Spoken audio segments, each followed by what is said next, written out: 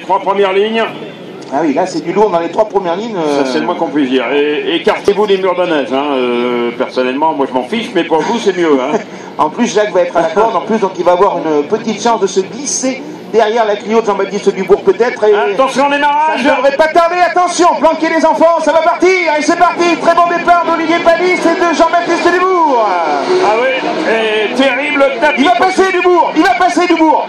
Il va être deuxième derrière Panis, j'en suis sûr, à la sortie. Ouais, il est deuxième. Eh oui, voilà, il avait superbement pris l'assaut tout de suite sur Benjamin Rivière et ça paye les deux. Ouais, superbe. Alors que Panis est en train de s'en aller, deuxième Dubourg, troisième Rivière, quatrième Tapic, cinquième Villeneuve. Eh oui, Villeneuve qui est derrière Hervé Knappik. Oh là, qu'est-ce qui se passe là?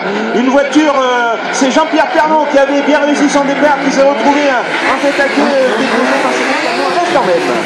Alors, notre ami Panis est parti, je crois, pour un cavalier seul, à moins que Dubourg ne revienne. Ouais, grosse tête de Dubourg. Ah oui, Dubourg il est là, Jean-Baptiste Dubourg il est maintenant, il fait exactement ce qu'a fait le frangin hier. Attention, une nouvelle fois là, le freinage terrible de Knappik sur Rivière, non ça passera pas.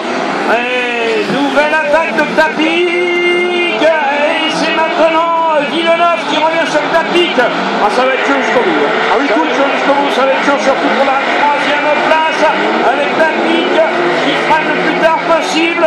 Extraordinaire Tapic sur Rivière. Ah, Benjamin va avoir du mal. Hein. Ah, il va avoir du mal parce qu'en plus Hervé, les courses en peloton, il connaît les dépassements chauds, il connaît. Et derrière, la DS3 de Jacques Villeneuve est remarquablement bien placée. Et on voit également, j'ai l'impression, vraiment qu'il essaye de s'accrocher derrière. Le milieu de peloton est terrible. Le milieu de peloton est terrible. C'est un Villeneuve qui passe à l'intérieur. Il passe à l'intérieur, il pousse Tapic, il va passer. Oui, non, oui, ça y est, non, oui. Il est passé, Villeneuve. Il est passé. Allez, Hervé Knappik est passé par Villeneuve. Il va être furieux. Oh là là là là. Oh là là, il va être furieux. Alors devant, Olivier Panis, toujours en tête. Derrière, Jean-Baptiste Dubourg qui a perdu un petit peu de terrain. Ensuite, on retrouve Rivière et on retrouve Villeneuve. Les deux DS3 et Knappik. Et Knappik. Oh, il y a de l'ambiance. Oh là là. Alors Panis par contre remarquable. Pour l'instant il tourne en 47 Panis. Ouais. Record du tour pour lui, 47 minutes même pour la Dacia Loki. Je pense que c'est Tapic, ça va aller. Hein. Il a un peu poussé. Hein. Il s'est appuyé fortement, on va dire.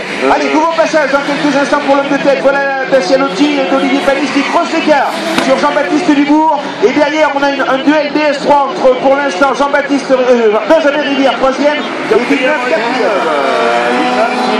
À moins d'une seconde de Benjamin Rivière, ce qui est une mauvaise nouvelle pour Rivière. Hein.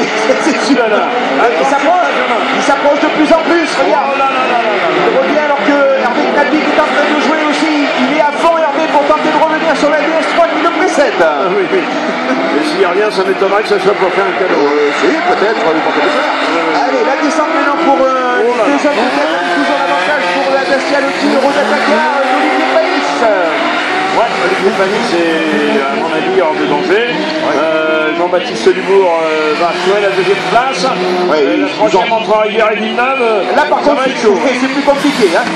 Et oui, voilà, et le retour de Knappik, je suis sûr qu'il est en train de reprendre du terrain, Knappik. Je serais curieux de voir les tours de Knappik, mais à mon avis, 47,7 pour Knappik, il est en train de rouler fort. Il est parmi les plus rapides, Hervé, à ce moment. Il est bien, mais il est passé. Voilà, il est juste derrière. Ah oui, parce que là c'est pas possible. Il est juste derrière Villeneuve. Il y a une erreur du chronométrage. C'est pas grave. Ouais, c'est pas grave du tout. Déjà on va peut-être le dernier tour au prochain passage sur les chronos là. Dernier tour pour l'homme de tête dans quelques instants. Oh là, et ben oui, c'est Villeneuve. C'est Villeneuve qui est dans le talus là-haut. Qui est planté, littéralement planté. Alors j'aimerais savoir s'il n'a pas été poussé. Ah, on sait pas. Parce que m'étonnerait pas. Bon, là, il est monté. Il est haut en plus, hein. Il est monté très haut. Dernier tour pour Panis, toujours en tête avec plus de 3 secondes sur Jean-Baptiste Dubourg, 6 secondes sur Benjamin Rivière. Ensuite, on nous dit que c'est Lubrano qui est là. On va le vérifier tout de suite. Qui a failli décoller. Il est planté, hein. Complètement planté. Il est toujours devant Lubrano. Je comprends pas ce qui s'est passé. Voilà, il sort de la voiture. Jacques, là, il est dans les plaines en haut du circuit. Il est sorti de la voiture et dans quelques instants, on va accueillir par contre le vainqueur. Il est dans la descente, le dernier virage dans quelques instants pour la Bercialotti. Il va débouler dans la ligne droite pour aller chercher la victoire. Et voilà, Patrice. Ouais, victoire d'Olivier Panis. Superbe victoire en finale d'Olivier Panis. Deuxième, Jean-Baptiste Dubourg. Troisième, Benjamin Rivière. Et quatrième, Hervé Knapik. Et voilà, Hervé Knapik. Et ensuite, on va avoir, me semble-t-il, Dubrano. Oui, c'est lui. Ouais. Oh. Ah non, on a raté l'image. Hein, Oui, on a raté. On a pas vu. l'image. Motard. Alors qu'il revient à pied en courant. Chianal. Il va où? La direction de course? Non, il va au poste de commissaire. Là, il se met à l'abri, on va venir le chercher. Ouais. C'est un petit peu dangereux. Ah, on n'a pas vu ce qui s'est passé sur le haut du circuit. Toujours est-il que la DS3 de Jacques est montée très très haut dans le talus. Ouais, je crois qu'il n'est pas content. Hein. Oh non, je pense pas. Et non, il va avoir un chauffeur, voilà. C'est Olivier, non, qui va s'arrêter. Oula, tombe pas. Voilà, Olivier, chauffeur de luxe pour Jacques Villeneuve.